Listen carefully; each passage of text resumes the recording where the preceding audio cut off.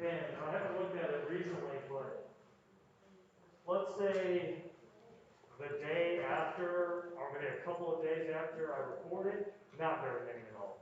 Maybe like 5. It does go up once you get closer to the exam. Okay. So it seems. So it seems like that's what students are doing. They're kind of waiting until we get close to the exam and then going back and watching the lectures, probably right before the exam, Right. and then taking it. That's probably what's been going on.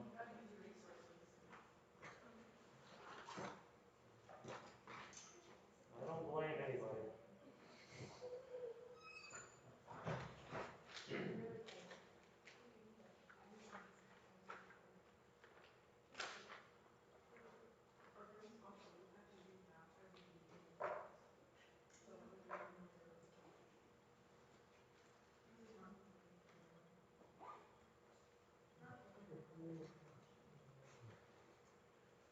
All right. We'll go ahead and begin. All right, so we'll start off first with a couple of reminders. So next Thursday is when your extra credit is due. Like that's the last day to submit that extra credit. If the video essay is something that you want to do, that is available for you. But the deadline for that is November 19th, which is next Thursday. Everybody's been doing pretty well in the exams, so I don't know how many people I expect to actually do the video, but if that's what you want to do.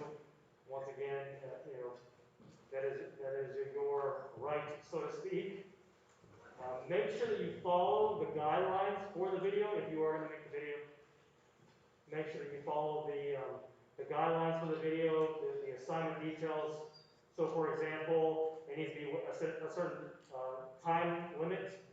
It needs to have sources, you need to have an argument, you need to have visuals to back up your argument, right? So it needs to have certain guidelines that you need to follow. So make sure you do that if that is something that you want to do.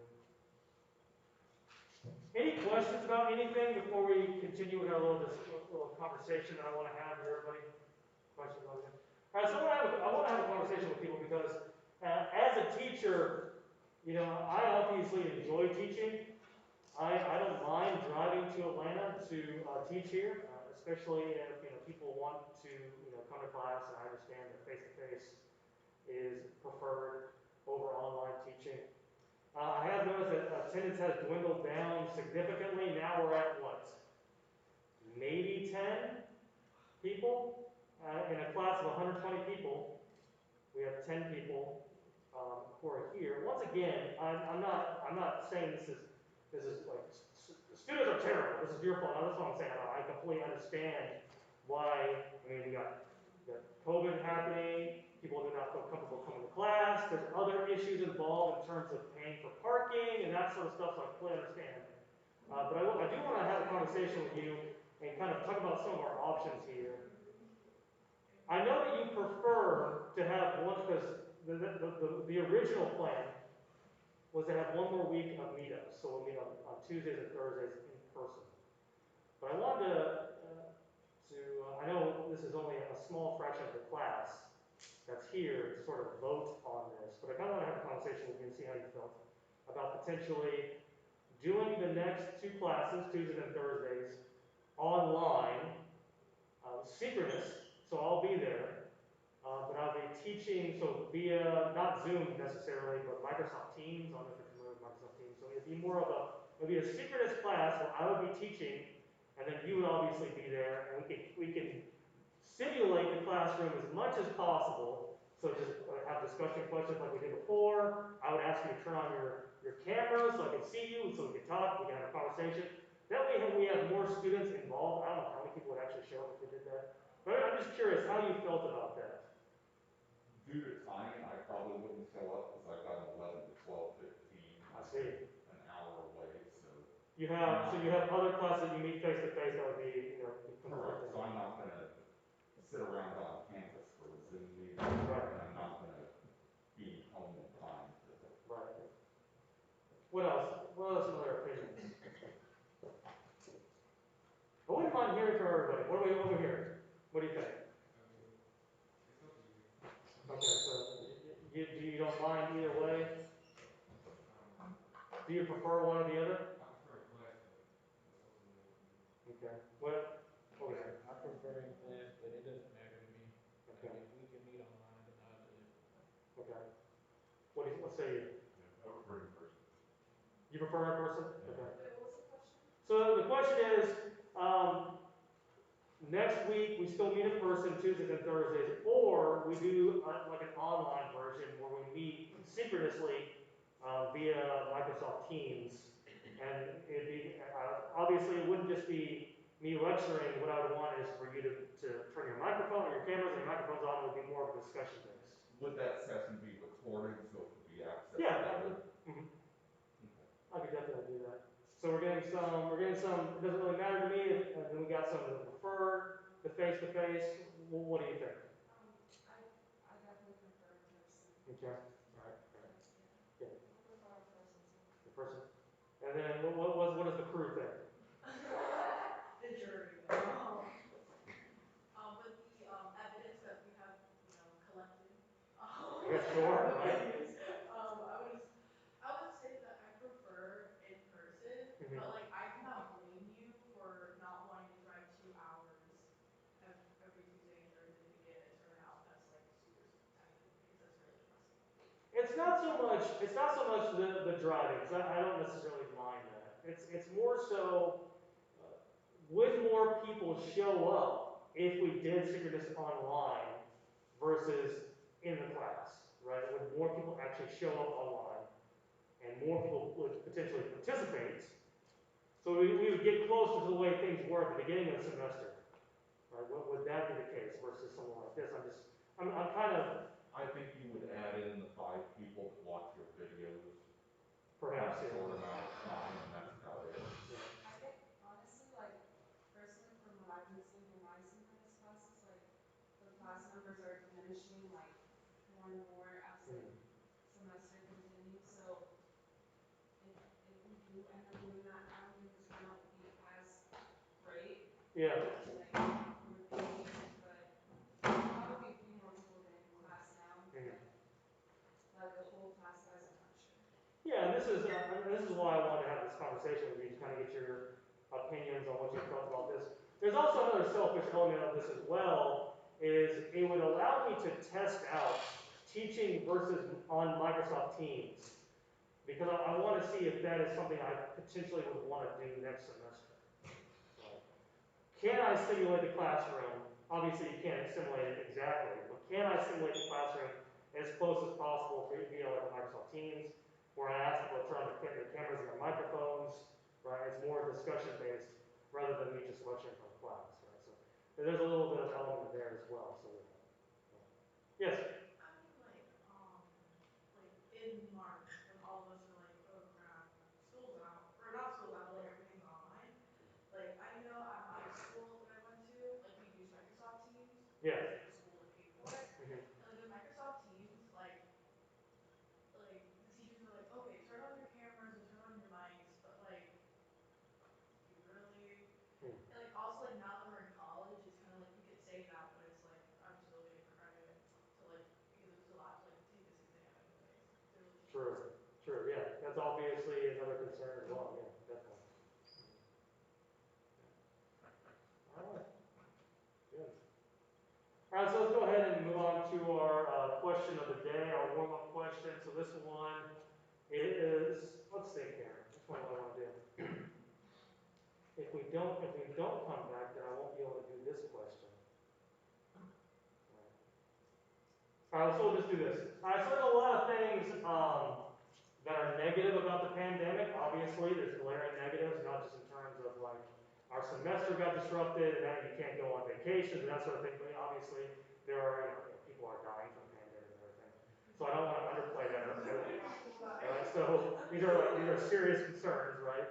But what would you say would be a particular silver lining of the pandemic in your personal life? What's one thing that, yeah, so for me, example, it would be, I get to spend more time with my family, obviously, which is fantastic. Probably too much time with my family, I will say, but definitely that. And I've gotten to work out a lot more than usual.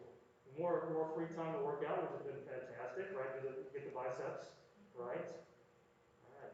Yes, Oliver, you can start. Not to get political, but because of this pandemic, like Trump basically lost his presidency. So I'm not saying that like 200,000 people had to go, but I'm saying that there is a silver lining to the madness of 2020, guys. Right. And I'm not, of course, I'm not going to say my political opinion, right? But thank God he's gone. Thank God he is gone. My goodness. All right. Well, hopefully. Anyways. The horse is out of the hospital, period. Yes. We ended up with a much, I've got two stepkids that are in high school, and because of this, it forced us to research our education options, Okay. and because we didn't want the kids to be guinea pigs for Cobb County trying to figure out Sure. virtual Most education, certainly. we enrolled them in a solid virtual academy through Lutheran High School in Minnesota that's been doing it since 2011, and it's a much better education. Wow, interesting. Okay. You feel like that's been, obviously a lot of parents have been complaining about virtual learning, but you feel like that's been a good move for you? Well, because they've been doing it for 10 years, they figured out the kinks, and they weren't thrown, that particular school was not thrown into it at a moment's notice. Okay. So it's a much more solid, and they're getting a much better education as a result. Right, excellent. Other silver linings, yes. Since I was in 12th grade when all this started, like right around finals, um, all my finals got canceled. So Okay, sure. I was so worried. I was on the verge of like not doing well, and I was not sure I was gonna like pass. But all my finals got canceled, and it came in so clutch. And then yeah. Sounds great. Actually, kind of similar to what's happening with my program, the film and media program. We used to have, we have comprehensive exams, which are they're just these grinding all day exams, and you just have to write. You essentially write 3 papers in the span of 3 days, right? That's essentially what it is, and it's very grueling. But they recently changed the policy to where I don't have to be on campus to do it anymore. I can do it at home, and it's open book. So I can just be at home and just grind for 3 days on these 3 comprehensive exams, which I think is fantastic. I'm on 100% on board with that. Yes. Also, like with the mask, like not gonna be that kind of person, but I'm ugly as hell. So like Okay. having the mask like cover half of my face has been a blessing. Okay. I love the mask. Well, should we talk about the weird sensation? This has been something that I found fascinating. The weird sensation when you see somebody with a mask the whole time, and when they take off the mask, they look completely different than what you were expecting them to look. Yeah. It's this Like weird. acid trip, but it's fun. You guys, It goes you guys ready? You can Here it is. Here it is. Yep, I look way different than you were expecting. You look so much different than I thought you would. Like Yeah, you look. I don't know. Right. Why tonsil as your height? Maybe we shouldn't talk about how different I look than what you're expecting. Maybe we should. Yeah. What's wrong with that hole on your nose? The Anyways. mask would talk to my, because I would work in retail, and then so I could talk to myself, and it wouldn't, no one could tell. And Okay, sure. and no one, yeah, it used to be a big problem because I would have to like recite what I need to do to myself constantly, and then I would always be wondering if like people were looking at me weird. Now you can butter under your breath. Yeah, exactly. Now you can do all that. Yeah. I still do the stupid thing when I'm passing somebody and I'll smile. I'm like, they don't know that I'm smiling. What am I doing here? I've gotten so good at faking smiles. Like you just gotta raise your eyebrows, so like I'm not really smiling at you. Yes. I like not having to cover my acne scars. Okay, right. Or like I don't have to worry about shaving. Like if I have like a patchy beard going on here, I don't have to worry about that. That's fantastic. Right. One more. Silver lining. Oh, no more? Yes, I that's feel fine. like school has been so much easier and so much harder at the same time. It is weird. It is kind of weird how that is. It's harder and easier at the same time. Some areas it's a lot harder. Sometimes it's a lot easier. But yes, I definitely see that. All right, so let's talk about documentary filmmaking and experimental cinema, 1945, 1960s. All right, so what are the technological and artistic influences led to direct cinema filmmaking? You didn't have to be on the stage anymore. Yeah, so you have lightweight equipment, you have portable equipment, you have equipment that you can see through the lens, right? So it makes it easier to go out on the street it's more portable, so you can just follow, for example, a politician, right? So it allows that freedom to kind of have more creativity with what you're doing, most certainly. What else?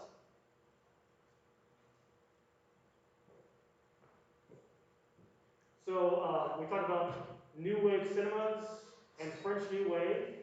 A lot of those artistic expressions manifest in documentary and experimental cinema, right? So going on the street, lightweight camera work, right? This idea of having the need to have a message. This is kind of where personal cinema comes into place, where you're filming something, but it's supposed to represent your personal message, right? You are making commentary on something. Right? So that idea, right, it definitely manifests in experimental cinema. What is ethnographic documentary? What is that? How would you describe it? Yes? Would you like a documentary film focusing on one ethnicity? Or one culture, certainly, yes, right. So you're attempting to capture the culture, right? Typically, and I think it's important that we understand that at this time there is a rejection of old ways of doing ethnographic cinema. So previously, it was typically, white Westerners going to exotic locations and capturing like the exotic nature of tribal, right? So this idea of othering of different cultures, right? Trying to capture the weird. Look at these weird people, right? So that idea of this sort of stereotyping, that sort of thing was very popular before this time period. And now filmmakers are very aware of that and are critiquing ethnographic cinema, and they're critiquing past ways of capturing exotic cultures, right? So there's this sort of rejection of old ways of looking at ethnographic cinema. Good. What is free cinema? Why is it called free? Yes. I feel like free of artistic expression. Yeah, so the freedom of your own artistic expression, free from mainstream cinema, free from industry, free from Hollywood, that sort of thing. Yeah, exactly. Free to have your own personal message. Right, exactly. Free from influences of capitalism and markets, that sort of thing. Yeah, great. And we'll show some examples of that. Describe the characteristics of personal documentary films that distinguish it from past generations. Convey a message rather than just painting a picture. Right, rather than trying to create a traditional story. Right. This is your own personal message about. Typically, you're making a commentary on society. You're critiquing things, right? But you're also wanting it to be open for interpretation from the audience as well. Like there's ambiguity involved. Or you're trying to lead the audience to a specific conclusion sure. rather than just. Most certainly, definitely, right. Good. And then let's talk about what is avant-garde film? What does that mean, avant-garde? I'm sure you've heard of this term before, the avant-garde. What does that mean? Experimental. Experimental, most certainly. What else? Non-uniform. I Yep. mean, that's kind of the same. Edgy. Say that again? Edgy, certainly. All these are correct, right? It's a deliberate departure from traditional art forms, right? It's attempting to disrupt what we typically think of as art, right? And usually there is sort of like I don't know what you call it, like a spectrum here where when something is avant-garde, it's something that's new, it tends to get incorporated by the mainstream, and then it becomes mainstream. Like the Matrix. Well, yeah, right. Yeah, sure. Scenes, Or exactly. Or editing, or jump cuts. Right. These are avant-garde ways of disrupting surrealism, like disrupting traditional art forms. Right. And then it gets appropriated. Then it becomes mainstream, and then you need to find new ways of expressing. Right. So there's this cycle that goes on all of that. Alright, so I wanted to show you an example. You could definitely define this during the time period as being avant-garde.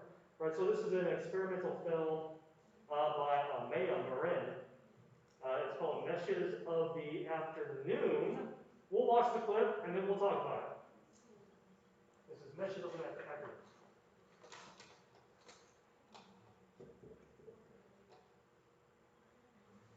Might be fun what's your interpretation of this? See, there we go. That's what we'll talk about.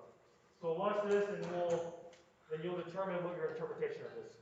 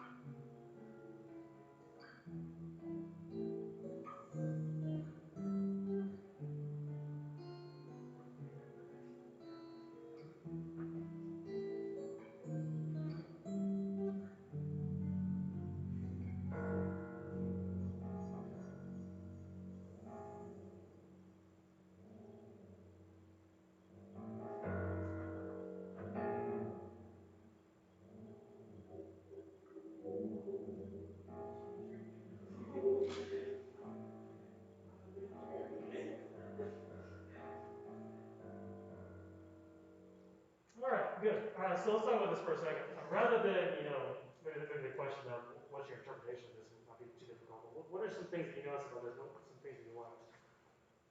Yes? There was almost like,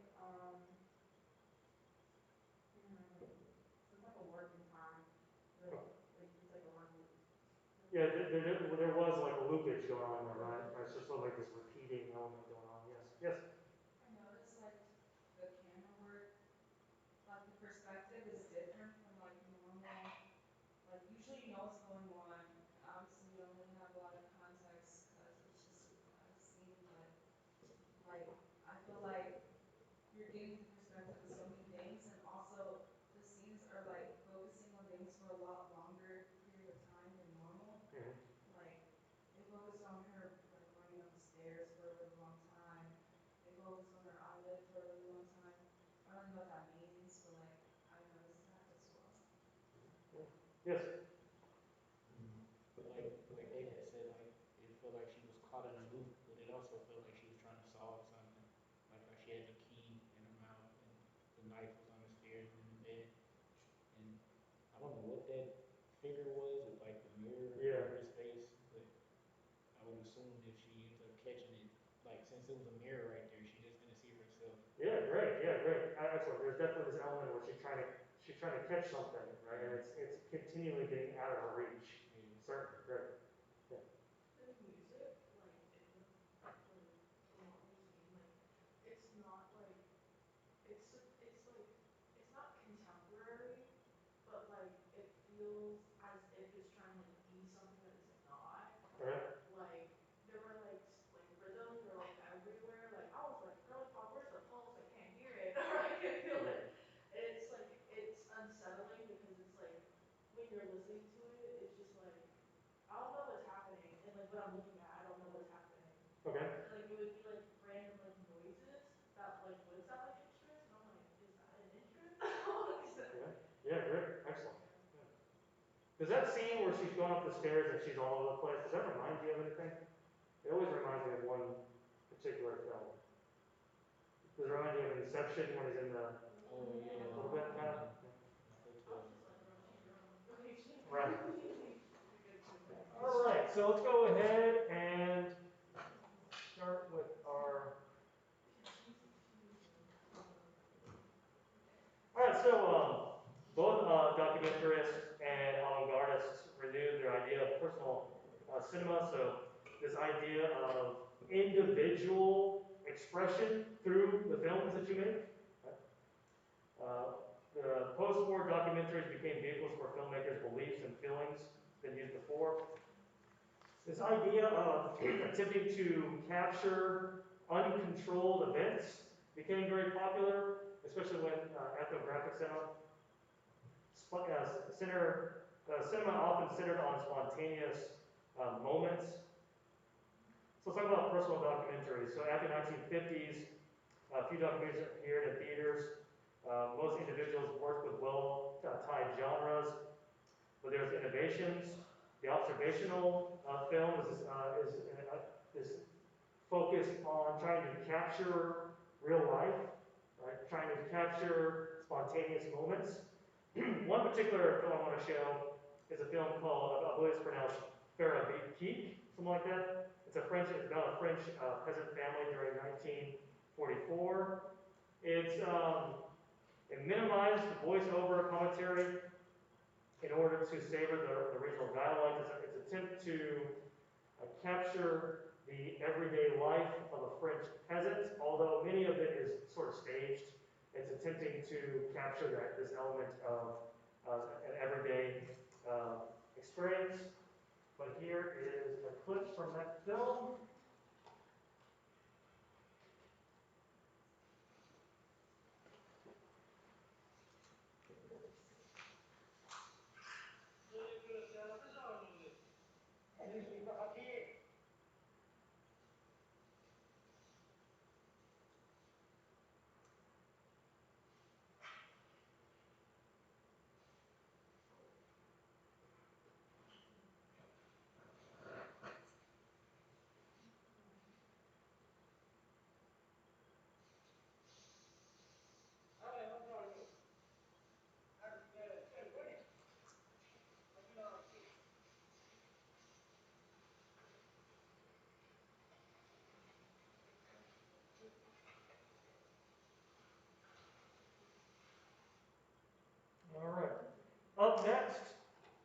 documentary film called Tokyo Olympiad. And then rather than recreating like the ESPN sports event, the interpretation of the Olympics, this film director is attempting to capture sort of the emotional and physical turmoil of sort of an athletic event like this.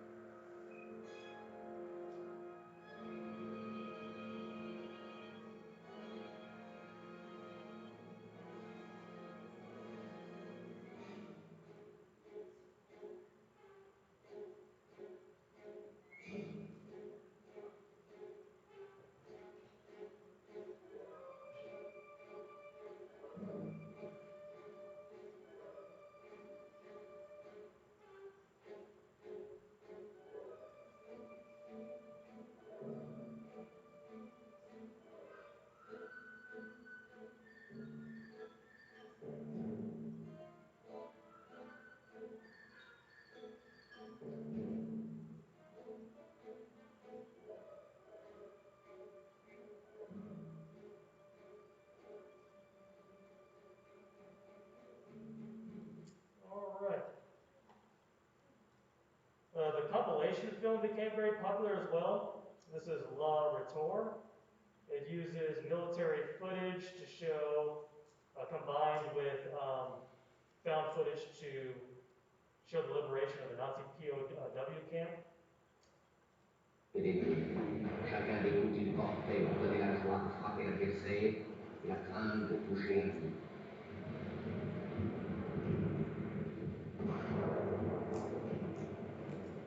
À chaque instant de l'avance, leur récompense venait au devant d'eux. Les soldats allemands levaient les bras pour se rendre. Mais parfois, c'étaient les prisonniers d'hier qui capturaient leurs anciens geôliers avec des armes reconquises en même temps que leur liberté. À ces hommes, leur victoire ne donnait pas seulement la délivrance, elle restituait la fierté. Les esclaves faisaient les combattants, comme de ces prisonniers du Stalag 5B qui, avec 33 fusils, s'emparèrent de Villingen, 23 000 habitants et une garnison. Oui, si jamais soldats ont su pourquoi ils se battaient, c'est bien ceux de 1941, rendant à leurs frères esclaves la liberté et l'honneur inséparables.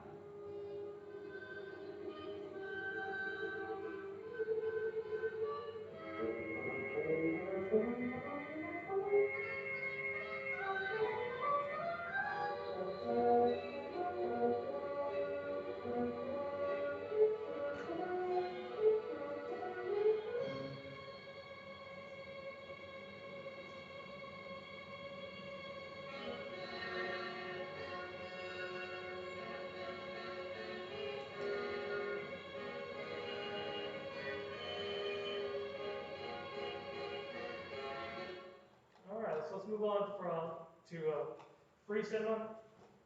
This particular documentary, Oh Dreamland, is about an amusement park where it's kind of like a cheap amusement park where people who are just have a couple of bucks to spend would usually go here and have like a night out. But the way that this is sort of depicted, it makes it very like nightmarish. This particular amusement park, and it's very dreary, very sad. And here is a particular scene from Oh Dreamland. Please welcome the children.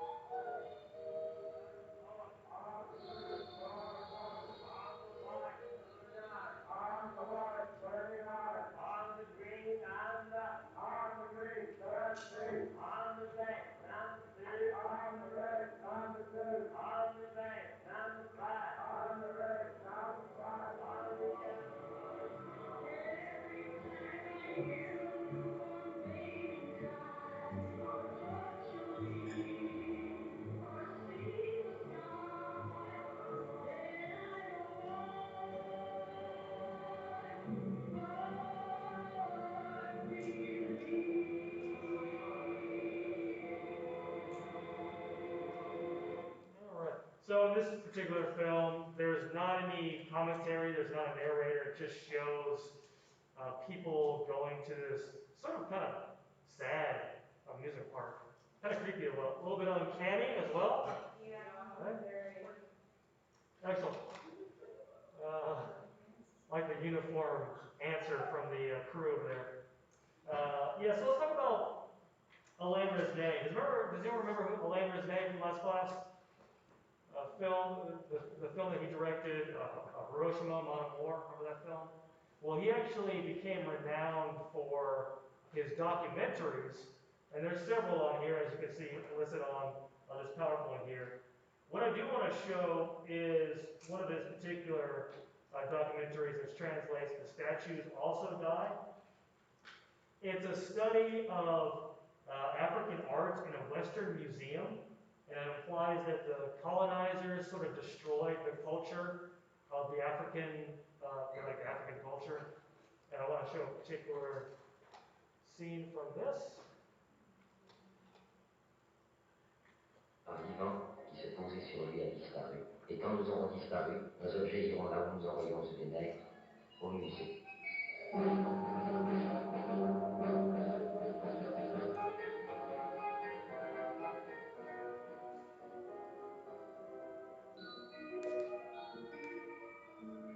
L'art nègre. Nous le regardons comme s'il trouvait sa raison d'être dans le plaisir qu'il nous donne. Les intentions du nègre qu'il crée, les émotions du nègre qu'il regarde, cela nous échappe. Parce qu'elles sont écrites dans le bois, nous prenons leurs pensées pour des statues. Et nous trouvons du pittoresque là où un membre de la communauté noire voit le visage d'une culture.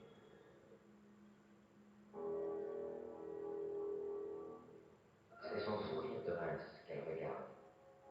C'est le signe d'une unité perdue où l'art était le garant d'un accord entre l'art et le monde. C'est le signe de cette gravité que lui lègue, au-delà des métissages des bateaux d'esclaves, cette vieille terre des ancêtres, l'Afrique. Voici le premier partage de la terre. Voici le fœtus du monde. Voici l'Afrique du XIe siècle. Du XIIe. Du XVe. Du XVIIe. D'âge en âge, tandis que sa forme se dégageait lentement, l'Afrique. All right. So I think it's a great example of how these directors were attempting to, convey a message, right? So taking something that Westerners might not consider to be negative in terms of, African art in a museum, right? And showing sort of the trauma that's behind, taking artifacts from another country that you colonized and now displaying it as these sort of now meaningless objects because they've been devoid of meaning because they've been taken from their culture. Right? Good. All right. Moving on here. Another one of his films, Night and Fog, 1957. This particular film shows images of Nazi concentration camps, but it cuts between found footage, old footage, and contemporary footage to sort of convey this idea that, maybe the Nazism and the horrible past is still kind of with us today, like we're still feeling the trauma today. And here is a particular moment from the film. Peut-être seulement s'ennuie-t-elle un peu plus. La guerre ne peut pas tout. Plus fortunés, les capots avaient un bordel. Des prisonnières mieux nourries, mais comme les autres vouées à la mort. Quelquefois, de ses fenêtres, il est tombé un morceau de pain pour un camarade de l'homme. Ainsi, les SS étaient arrivés à reconstituer dans le camp une cité vraisemblable avec hôpital, quartier réservé, quartier résidentiel, et même, oui, une prison.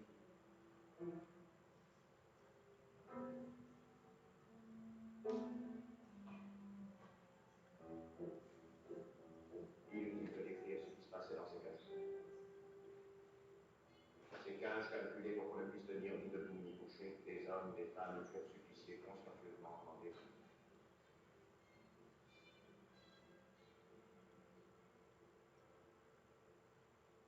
Des bouteilles génération ne retiennent pas beaucoup.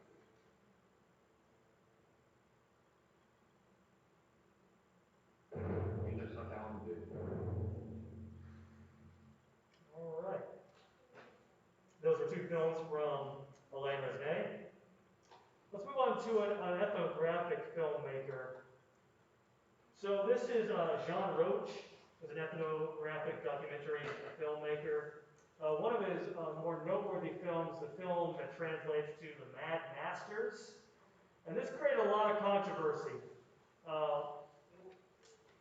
The film captures an African country, I think it's Ghana, and it depicts the locals performing these trance-like states, like they foam at the mouth and they kind of convulge, right? And it was criticized for its sort of depiction of like an exotic culture. Like, look at these, this weird, these primitives, right? So it's been criticized because that's how ethnographic cinema kind of was before this time period.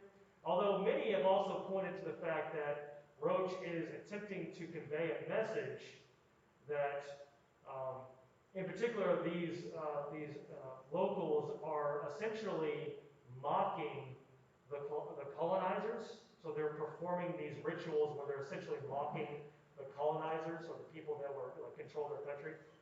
So it's almost like, perhaps it's more like this resistant, capturing like this resistant quality in the locals, right? Where they're trying to take back the power by mocking the colonizers.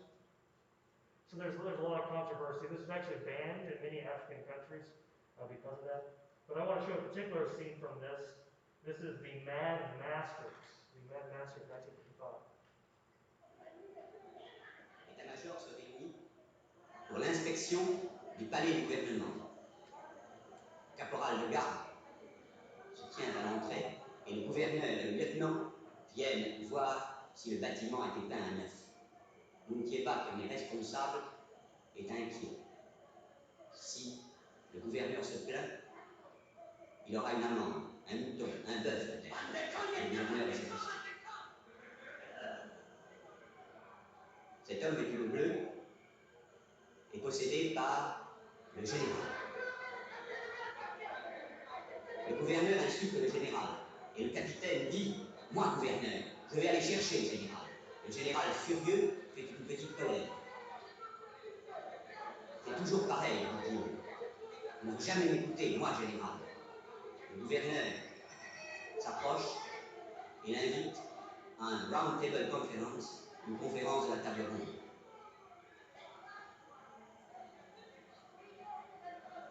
Le général demande son ordonnance. Le soldatier Moko s'assomme à moitié, se relève et vient présenter ses devoirs à son général. Et le Brousse arrive les derniers possédés. Le secrétaire général, Maïmota, le chauffeur de camion.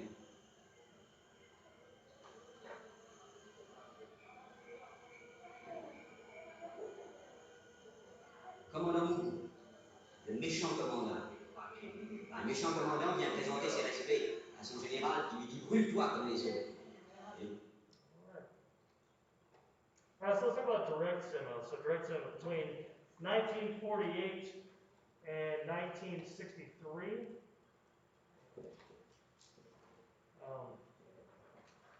More of a lighter and more mobile equipment, like we talked about in our discussion here, made it possible for small crews to follow particular individuals, right? So, for example, JFK in a film called Primary in 1960, a very popular film. It allowed for like natural moments to happen. So like kind of getting intimate with JFK when he was running for president. This is during the primary of 1960. The Drew and Associates, so Robert Drew produced a series of short films aimed at television broadcasts. It reported the Wisconsin primary contest between John Kennedy and Hubert Humphrey. The cameraman followed the politicians working in the streets, riding from town to town. It humanized JFK in a lot of ways. And this is the particular scene from that. This is primary.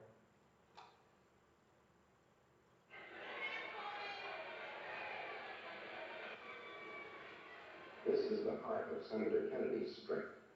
The heavily populated city areas, particularly the Polish Catholic 4th District in Milwaukee.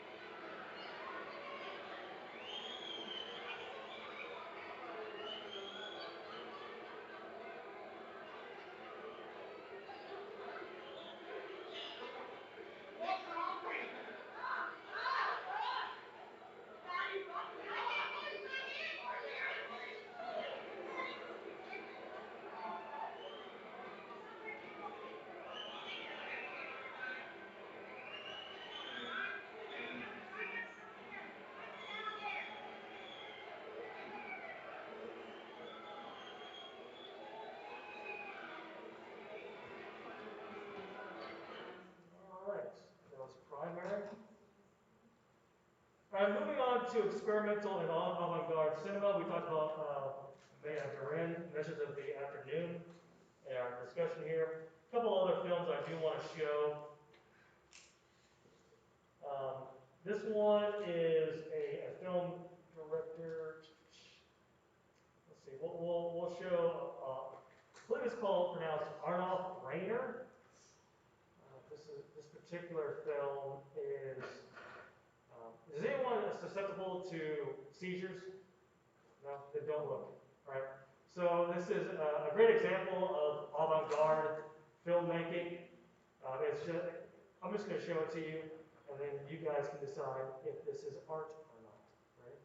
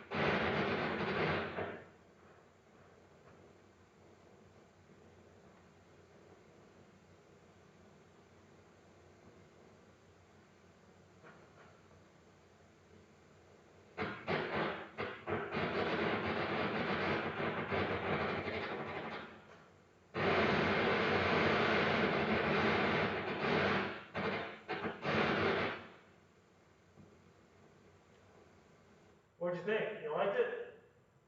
No? It reminds me of a couple years ago, someone to protest the cost of film censorship in the UK did a GoFundMe to raise money for his film Paint Drying. And he raised it because they charge independent filmmakers by the minute. He raised enough money to make a 6-hour film and make some film censor in Britain sit there and watch all 6 hours of it. That sounds very familiar to, is anyone familiar with Andy Warhol? Has you heard of that name? Right? So this film is called Empire. I'm not going to show the whole film because it's 8 hours long. But this, yeah, this is the one where they showed it to people and they walked out of the theaters, right? So, I would do the same. right. So, is this art? I'll just go ahead and start playing it. So this is essentially it. For 8 hours. It slowly gets darker. There's a plane that flies in. There's a plane. You basically set up a camera and film the Empire State Building overnight. And then obviously there was an exhibition where he played this for, it was an 8-hour film, and this was it. And it slowly does get darker. So many people have, have said that, he was, to use your vernacular, he was just trolling everybody. Yeah. Right? So Is that art? Is trolling people art? Absolutely. Okay, sure. All right. Yes. Yes. I mean, like, there's, like, I forgot where, like, it's being held, or which museum's being held. By the way, this is still playing. I did not pause it. Oh, period. See, the lights are flashing. Yeah, we have something to watch. But like at a museum, it's just like canvas, and it was just painted white, and it's just like on display. We were like, this is so pretentious. Like it's not like this is like so extra. Like for what? But it's like the guy came up with the idea. Like he did it first. Mm-hmm. Even if you could do it, it's the fact that he did it before you. I think is like Okay.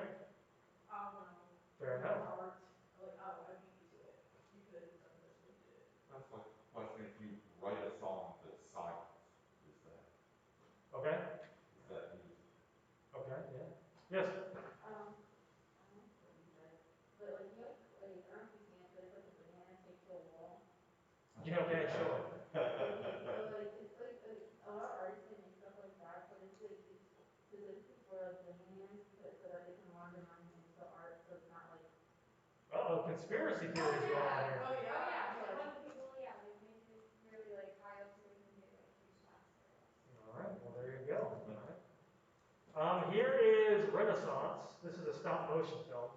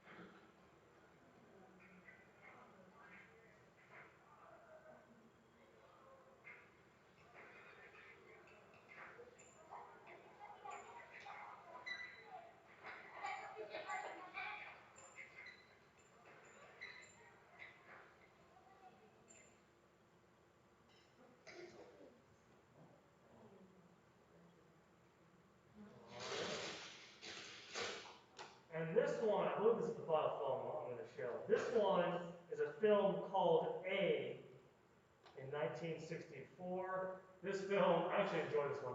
This one is about a man who's just, he's just doing his normal day, and then an A appears on the wall, and he tries to get rid of it, but it just will not go away. All right, so here it is. And I will show this entire film.